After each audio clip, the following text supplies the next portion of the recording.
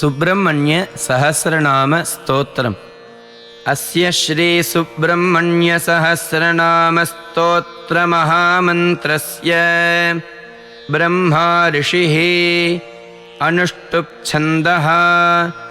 श्री सुब्रह्मण्यो देवता शरजन्माक्षय इति बीजं शक्तिधरोक्षय इति शक्तिः कार्तिकेय इति कीलकं क्रौञ्च भेदीत्यर्गलं शिखिवाहन इति कवचं षण्मुख इति ध्यानं। श्री सुब्रह्मण्य प्रसाद सिद्ध्यर्थे सहस्रनाम जपे विनियोगः। ध्यानम् ध्यायेत् षण्मुखमिन्दुकोटिसदृशं रत्नप्रभाशोभितं बालार्कद्युतिषट्किरीटविलसत्केयूरहारान्वितं कर्णालम्बितकुण्डलप्रविलसद्गण्डस्थलाशोभितं काञ्चीकङ्कणकिङ्किणीरवयुतं शृङ्गारसारोदयम्। ध्यायेदीप्सितसिद्धिदं शिवसुतं श्रीद्वादशाक्षं गुहं खेटं कुक्कुटमङ्कुशं च वरदं पाशं धनुश्चक्रकं वज्रं शक्तिमसिं च शूलमभयं दोर्भिर्धृतं षण्मुखं देवं चित्रमयूरवाहनगतं चित्राम्बरालङ्कृतम् षड्वक्त्रं शिखिवाहनं त्रिनयनं चित्राम्बरालङ्कृतं शक्तिं वज्रमसिं त्रिशूलमभयं खेटं धनुश्चक्रकं पाशं कुक्कुटमङ्कुशं च वरदं दोर्भिर्दधानं सदा। ध्यायेदीप्सितसिद्धिदं शिवसुतं स्कन्दं सुराराधितं द्विषड्भुजं षण्मुखमम्बिकासुतं कुमारमादित्यसहस्रतेजसं वन्दे मयूरासनमग्निसम्भवं सेनान्यमद्याहमभीष्टसिद्धये। ॐ अचिन्त्यशक्तिरणघस्त्वक्षोभ्यस्त्वपराजितः अनाथवत्सलो मोघस्त्वशोकोऽप्यजरो भयः अत्युदारो ह्यगहरस्त्वग्रगण्योद्रिजासुतः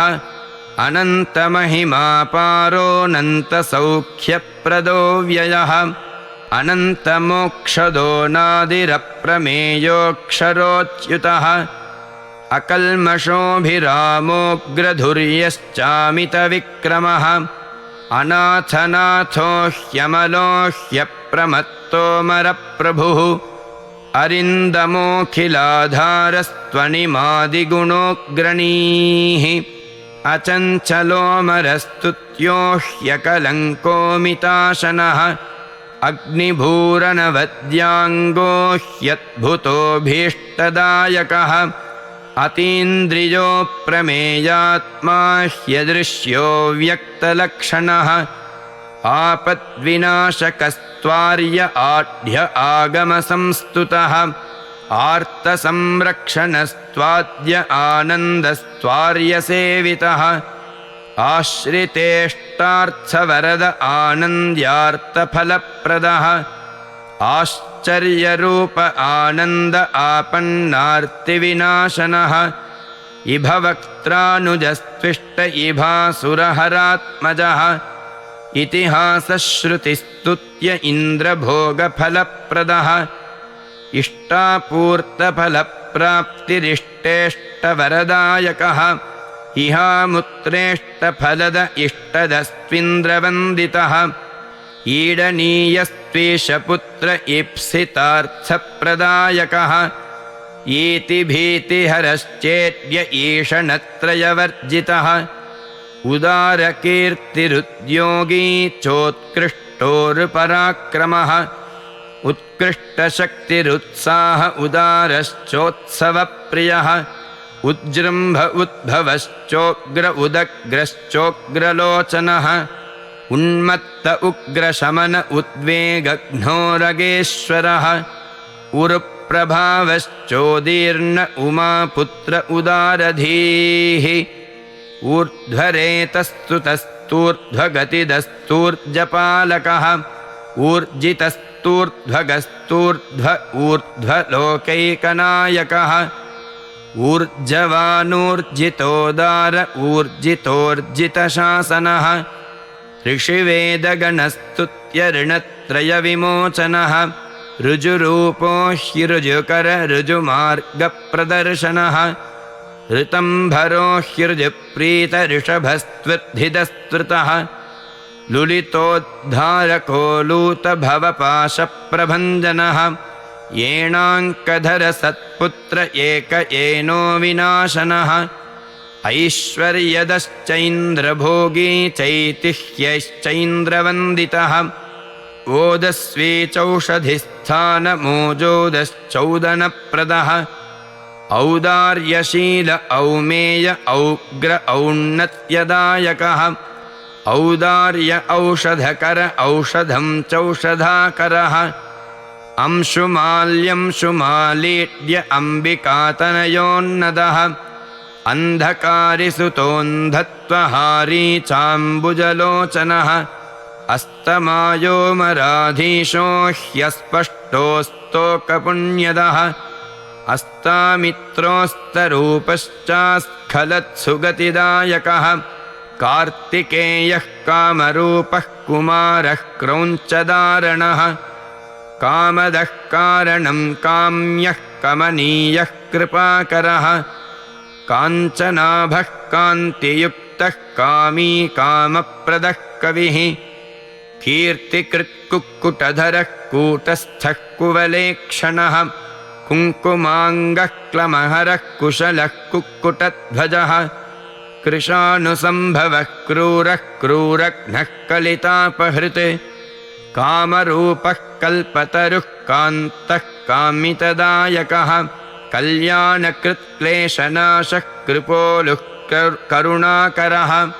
कलुषघ्नः क्रियाशक्तिः कठोरः कवचीकृती कोमलाङ्गः कुशप्रीतः कुत्सितघ्नः कलाधरः ख्यातः केटधरः खड्गी खड्वाङ्गी खलनिग्रहः ख्यातिप्रदः खेचरेशः ख्यातेः खेचरस्तुतः खरतापहरः खस्थः खेचरः खेचराश्रयः खण्डेन्दुमौलितनयः खेलः खेचरपालकः खस्थलः खण्डितार्कश्च खेचरी जनपूजितः गाङ्गेयो गिरिजापुत्रो गणनाथानुजो गुहः गोप्ता गीर्वाणसंसेव्यो गुणातीतो गुहाश्रयः गतिप्रदो गुणनिधिर्गम्भीरो गिरिजात्मजः गूढरूपो गदहरो गुणाधीशो गुणाग्रणीः गोधरो गहनो गुप्तो गर्वघ्नो गुणवर्धनः गुह्यो गुणज्ञो गीतिज्ञो गतातङ्को गुणाश्रयः गद्यपद्यप्रियो गुण्यो गोस्तुतो गगनेचरः गणनीयचरित्रश्च गतक्लेशो गुणार्णवः घूर्णिताक्षो घृणनिधिः घनगम्भीर घोषणः घण्टानादप्रियो घोषो घोराघौघविनाशनः घनानन्दो घर्महन्ता घृणावान् घृष्टिपातकः घृणी घृणाकरो घोरो घोरदैत्यप्रहारकः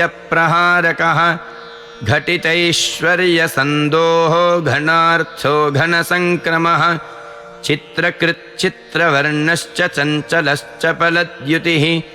चिन्मयश्चित्स्वरूपश्च चिदानन्दश्चिरन्तनः चित्रकेलिश्चित्रतरश्चिन्तनीयश्च मत्कृतिः चोरघ्नश्चतुरश्चारुश्चामीकरविभूषणः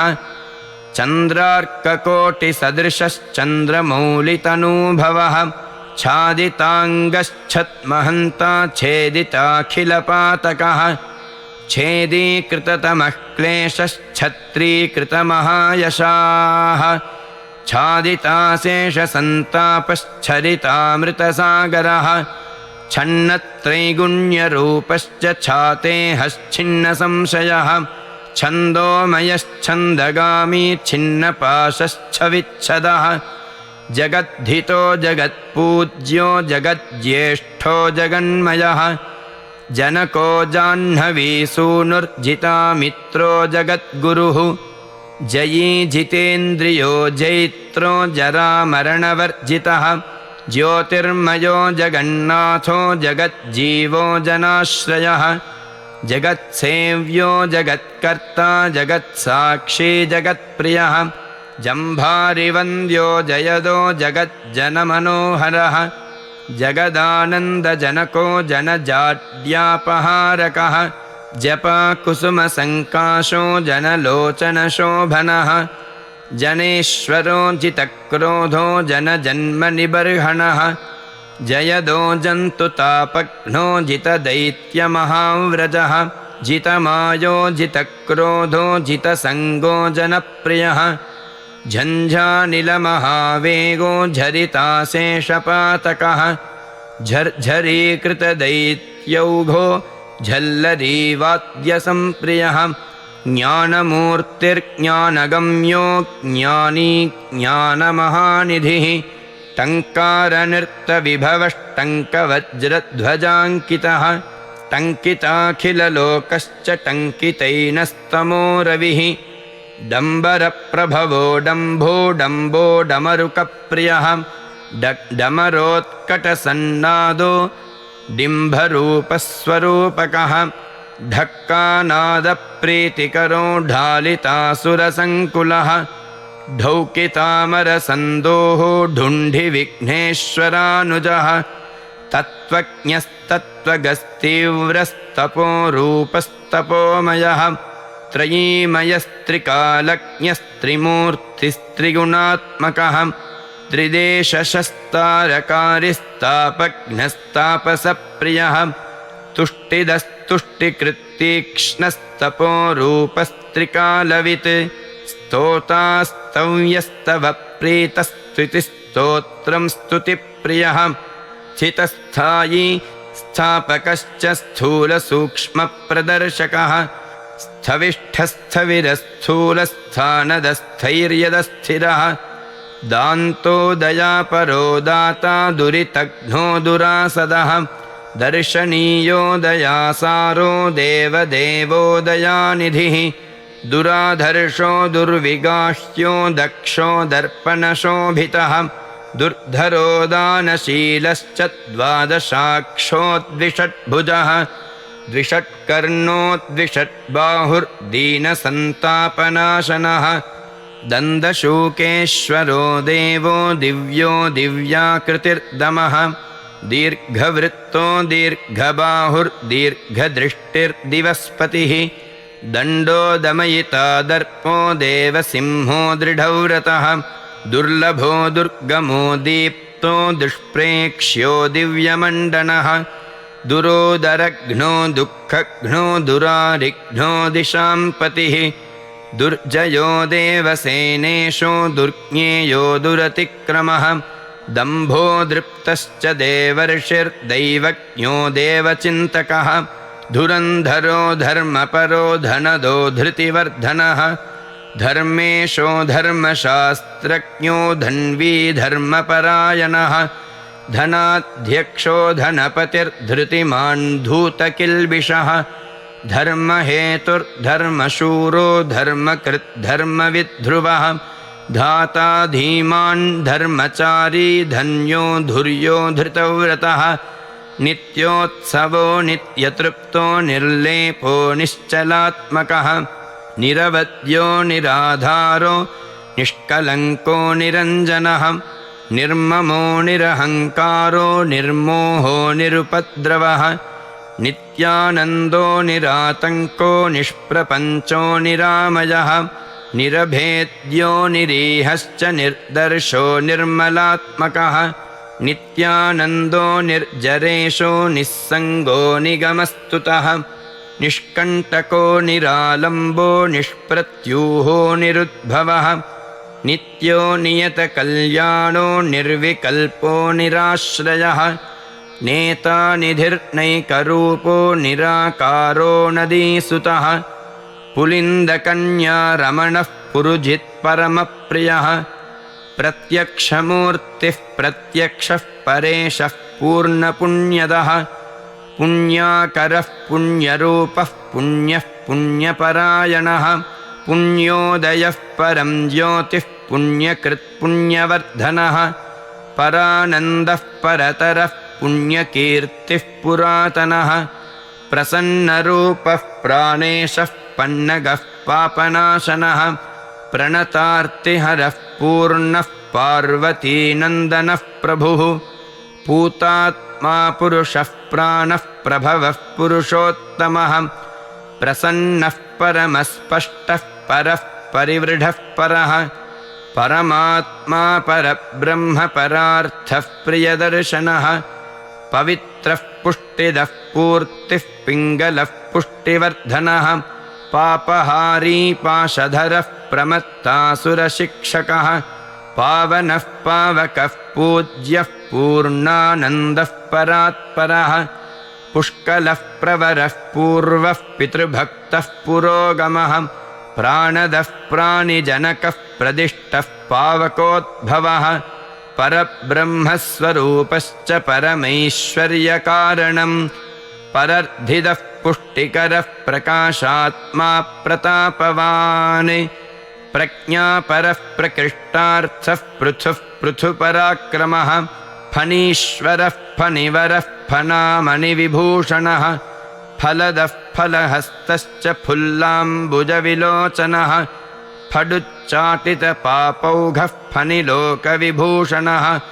बाहुलेयो बृहद्रूपो बलिष्ठो बलवान् बली ब्रह्मेश विष्णुरूपश्च बुद्धो बुद्धिमतां वरः बालरूपो ब्रह्मगर्भो ब्रह्मचारी बुधप्रियः बहुश्रुतो बहुमतो ब्रह्मण्यो ब्राह्मणप्रियः बलप्रमथनो ब्रह्मा बहुरूपो बहुप्रदः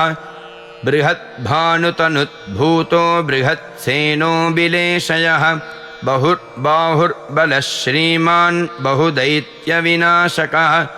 बिलद्वारान्तरालस्थो बृहच्छक्तिधनुर्धरः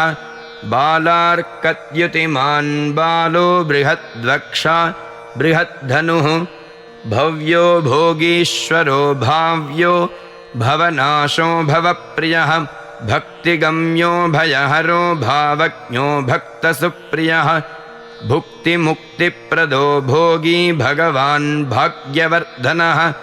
भ्रादिष्णुर्भावनो भर्ता भीमो भीमपराक्रमः भूतिदो भूतिकृत् भोक्ता भूतात्मा भुवनेश्वरः भावको भीकरो भीष्मो भावकेष्टो भवोद्भवः भवतापप्रशमनो भोगवान् भूतभावनः भोज्यप्रदो भ्रान्तिनाशो भानुमान् भुवनाश्रयः भूरिभोगप्रदो भद्रो भजनीयोऽभिषक्वरः महासेनो महोदारो महाशक्तिर्महाद्युतिः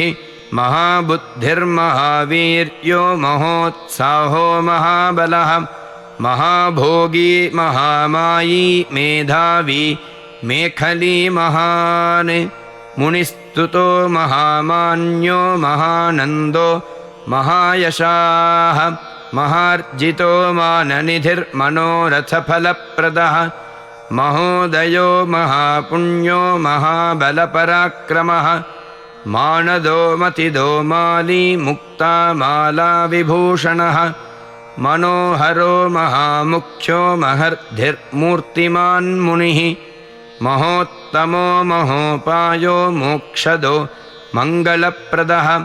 मुदाकरो मुक्तिदाता महाभोगो महोरगः यशस्करो योनिर्योगिष्ठो यमिनां वरः यशस्वी योगपुरुषो योग्यो योगनिधिर्यमी यतिसेव्यो योगयुक्तो योगविद्योगसिद्धिदः यन्त्रो यन्त्री च यन्त्रज्ञो यन्त्रवान् यन्त्रवाहकः यातनारहितो योगी योगीशो योगिनां वरः रमणीयो रम्यरूपो रसज्ञो रसभावनः रञ्जनो रञ्जितो रागी रुचिरो रुद्रसम्भवः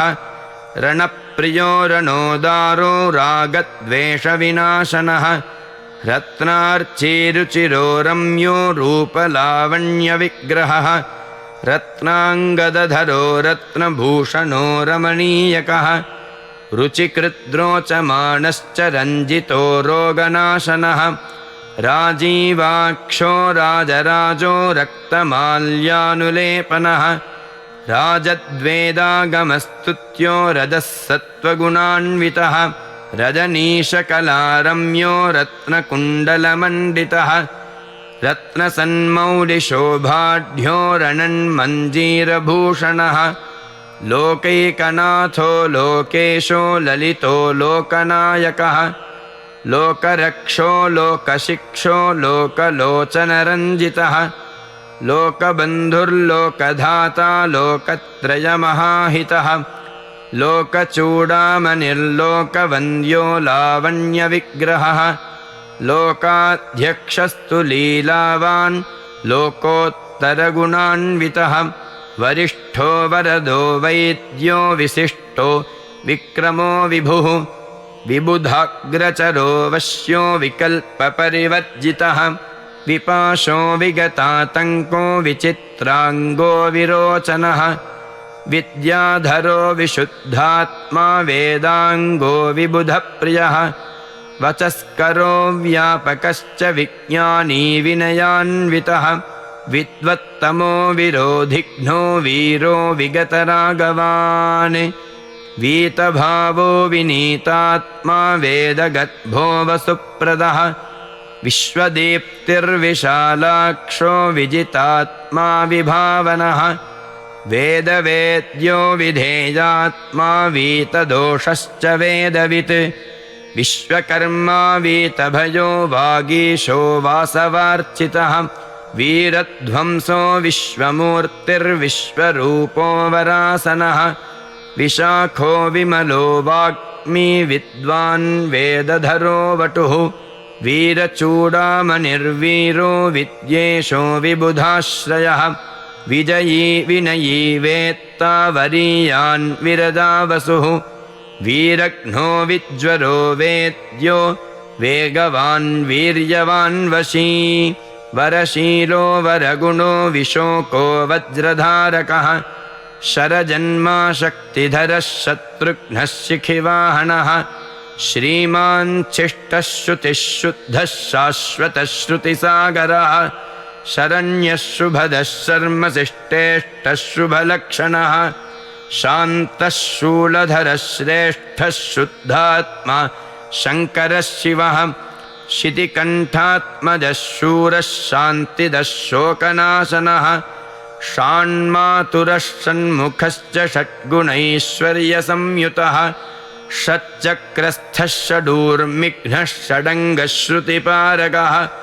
षट्भावरहितः षट्कः षट्शास्त्रस्मृतिपारगः षट्वर्गदाता षट्ग्रीवः षडरिघ्नः षडाश्रयः षट्किरीटधरः श्रीमान् षडाधारश्च षट्क्रमः षट्कोणमध्यनिलयः षण्डत्वपरिहारकः सेनानीः सुभगस्कन्दः सुरानन्दः सतां गतिः सुब्रह्मण्यः सुराध्यक्षः सर्वज्ञः सर्वदः सुखी सुलभः सिद्धिदः सौम्यः सिद्धेशः सिद्धिसाधनः सिद्धार्थः सिद्धसङ्कल्पः सिद्धसाधुः सुरेश्वरः सुभुजः सर्वदृक्साक्षी सुप्रसादः सनातनः सुधापतिः स्वयं ज्योतिः स्वयं भूः सर्वतोमुखः समर्थः सत्कृतिः सूक्ष्मः सुघोषः सुखदः सुहृत्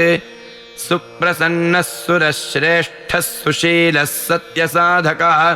सम्भाव्यः सुमनासेव्यः सकलागमपारगः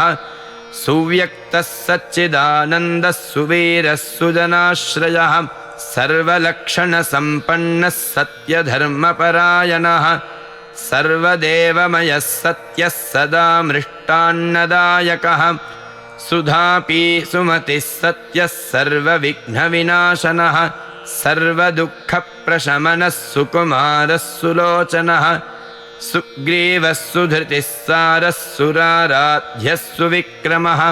सुरारिघ्नः स्वर्णवर्णः सर्पराजः सदा शुचिः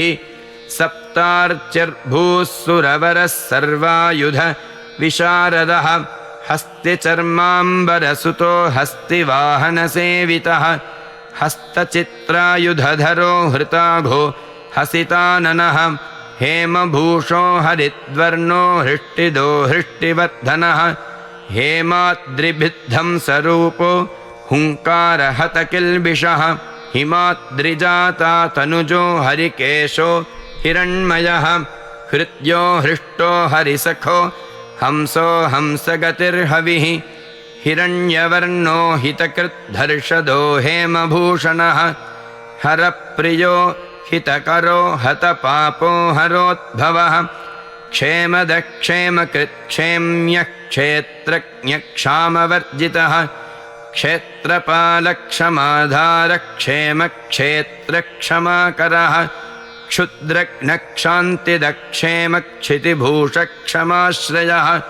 क्षालिताघक्षितिधरक्षीणसंरक्षणक्षमः क्षणभङ्गुरसन्नद्धघनशोभिकपर्दकः क्षितिभृन्नाथतनया मुखपङ्कजभास्करः क्षताहितक्षरक्षन्ताक्षतदोषक्षमानिधिः क्षपिताखिलसन्तापक्षपानाथ समाननः। फलश्रुति इति नाम्नां सहस्राणि षण्मुखस्य च नारद यः पठेत् शृणुयाद्वापि भक्तियुक्तेन चेतसा स सद्यो मुच्यते पापैर्मनोवाक्कायसम्भवैः आयुर्वृद्धिकरं पुंसां स्थैर्यवीर्यविवर्धनम् वाक्येनैकेन वक्ष्यामि वाञ्छितार्थं प्रयच्छति तस्मात् सर्वात्मना ब्रह्मन् नियमेन जपेत् सुधीः। इति श्रीस्कान्दे महापुराणे